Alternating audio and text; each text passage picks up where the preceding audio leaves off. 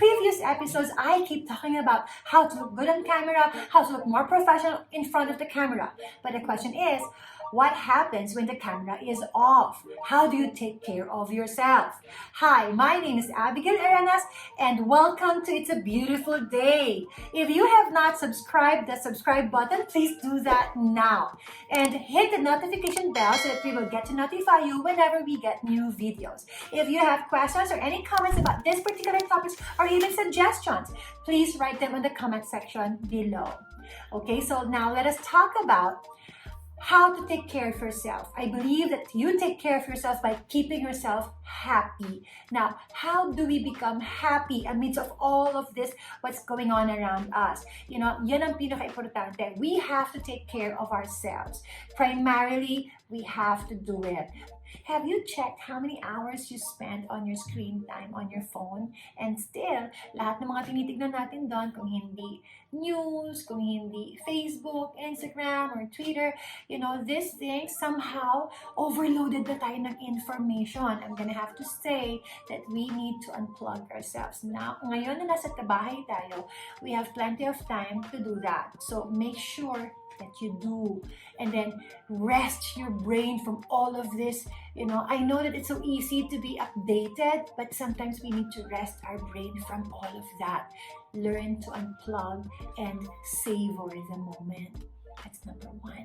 Number two, unplug, but keep in touch. Mas maganda nang magtawagan or mas maganda makipag-usap sa ibang tao kesa sa tignan yung mga buhay-buhay ng mga tao sa Facebook. Keep in touch with people that matters to you. Keep in touch with people who loves you and who loves you back. Now is the time to make sure that love will always be in the air. It doesn't matter if it is a webinar invitation, keep in touch. It doesn't matter if it's a meeting invitation, keep in touch. If you have the time to say yes to all of these things, then do so. Basta make yourself be felt, your presence be felt, and then of course keep in touch. Number three, exercise. Any opportunity for you to move your body, do it. If it's dancing, then go ahead and do it. If it's running around the dinner table, go ahead and do it. Kanina umaga, we had a chance to go downstairs at naglaro ng soccer ball with Eli, so that's good. Just a few minutes ago, may dineliver para kay June, my husband, ng mga roller na ganyan, tsaka dumbbells, because we have to encourage each other to move, to do exercise. It pump blood back into your system. We really need it. It gives you happy endorphins. So please exercise, and that is how you take care of yourself. Number four, live slower. Now is the time to really enjoy the moment. Enjoy the moment as in from cooking it, naghihiwa ng sibuyas, naghihiwa ng bawang. Enjoy the moment, enjoy the process, enjoy the food that you take.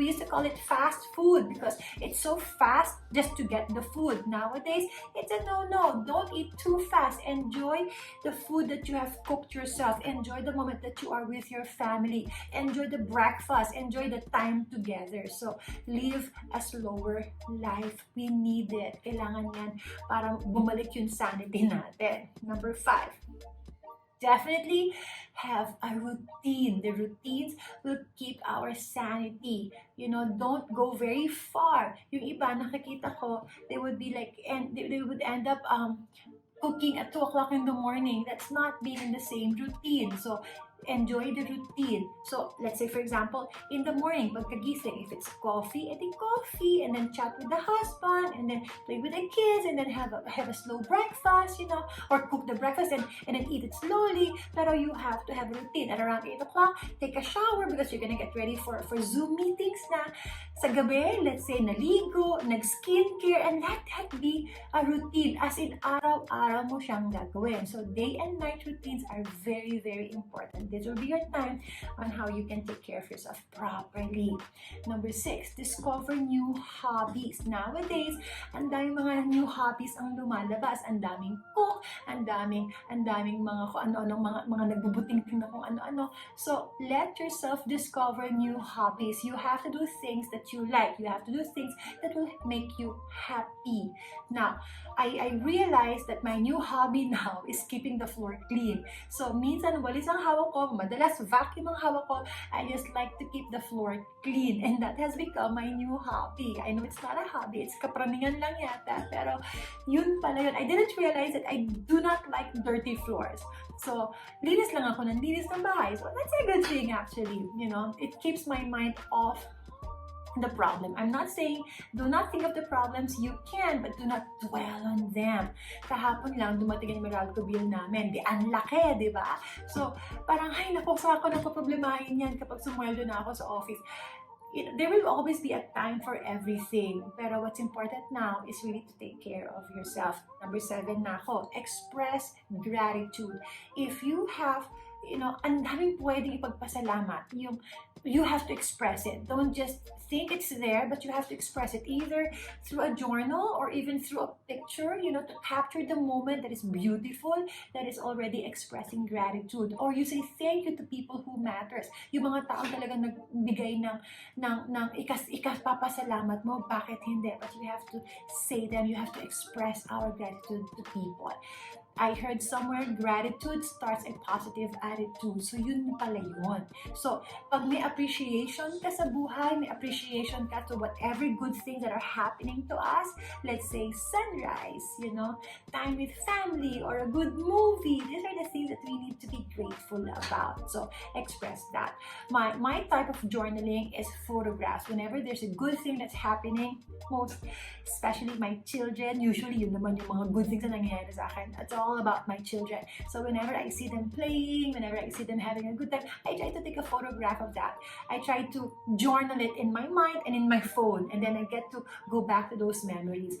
I think that pictures, capturing it with photographs, is the best way to capture memories talaga. Tapos, whenever I look at that, yung warm feeling, it just goes back. So, if you can do that through journals or through photographs, do that. Because at this time, we have to do everything that will actually make us happy. Because it's the most important thing. Keeping yourself happy, keeping yourself on the right mindset. You know, there will always be, this is not gonna last forever, but somehow this is a way of adapting and coping up. So that's it. So unplug, keep in touch, exercise, live slower, have a routine, discover new hobbies, and express gratitude. So thank you all so much for watching. This is Abbygale Arenas, and please subscribe if you haven't. Please do that, and then write your comment and questions or suggestions in the comment section below.